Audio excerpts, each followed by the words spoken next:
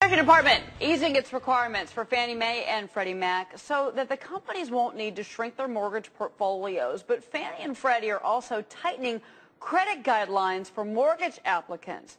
What will this mean for home buyers across this country? Joining me now in a Fox Business exclusive interview, Bill Emerson, CEO of Quicken Loans.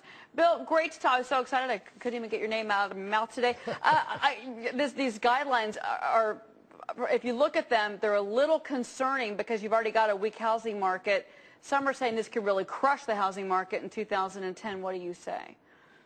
Well, clearly, I mean, any change that you make to credit guidelines, I think, has an impact on what could happen with the housing market. Fannie and Freddie have been making changes consistently over the past 2 years, but just recently they've made more changes, which has tightened up the debt-to-income ratios that people can use to qualify. They've made the underserved market of over $417,000 and higher for loan amounts tougher to get mortgages for. So it's certainly going to have an impact on folks that are out there trying to buy homes as we're trying to get a recovery coming around through the housing market. Well, I mean, I guess you could take this bill both ways. I mean, you want to have a qualified buyer in there. You don't want to have more foreclosures and more defaults and all that. But at the same time, the credit score issue, do you think the new guidelines with regards to credit scores is a big deal? Or do you think that there's something else that's worse in the new guidelines?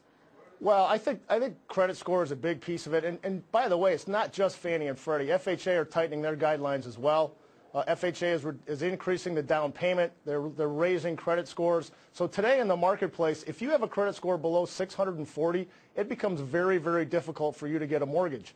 And, you know, unfortunately, there are a lot of folks that are in that category. And as you go into 2010 and you take a look at what we're trying to get done with home prices starting to bottom out, inventories out there, and getting more people out there to buy homes, there's a good chunk of people that are 640 and below that will not be able to be served with some of the new guidelines that are out there, and I do think that's concerning. Okay, talk to me about interest rates. I mean, they're still relatively low. They've been ticking up just a little bit. Do you think that interest rates will stay reasonably low through 2010, and is that a good or a bad thing for the market? Well, that's the $64,000 question. I mean, right now with rates around the 5.25 range, they're still exceptionally low. I would tell you that with everything happening with the home buyer credits, with the shifts and changes to guidelines, folks should be out there right now applying for mortgages. I believe that, you know, the Treasury is going to start backing out of buying mortgage-backed securities here. They've indicated in March. When that happens, we'll see interest rates tick up a little bit. So I think you'll see the first half of 2010 be pretty good from an interest rate perspective. Beyond that, it's hard to tell depending upon what happens with mortgage-backed securities. Yeah, we're kind of talking about getting loans and credit scores and all of that, but what about refinance? And do you think that it would be easier for folks to at least refinance? Because it seems to me, and maybe I'm wrong, that the government's got to find a way to stop foreclosures. And I'm hearing there's a new wave coming in 2010. Are you hearing that? Well, I think refinancing really is driven by interest rates more than anything else. And I think if interest rates remain low, people will still be able to refinance. But you still have a big piece of the population out there, Cheryl, that are underwater on their home, and they're not able to refinance. So, you know, a standard refinance doesn't help those people. Whether or not there's another government initiative coming around like the HAMP program, I haven't heard that. But I do think that there's a lot of help that are for folks that really have good credit but are just a little underwater and really don't have anything that they can do. You know what, Bill, this may not be your expertise, and let me know, but, you know, you mentioned people that are underwater. What about value and prices in homes across the country? Can you give us any type of insight on that or any kind of color? Well, I think, you know, if you take a look at any of the indices, Case-Shiller being one of them, they've been reporting that home prices are really starting to bottom out and stabilizing.